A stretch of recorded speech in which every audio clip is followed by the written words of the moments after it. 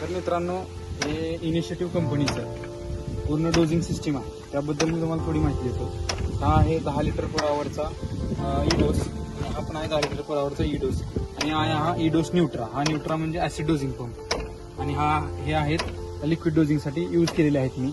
आणि हा acid dosing pump आहे ॲटोमॅटिकला, म्हणजे ॲटोमॅटिक सेन्स करून तो पीएच सेन्सरद्वारे सेन्स करून तो डोज करतो.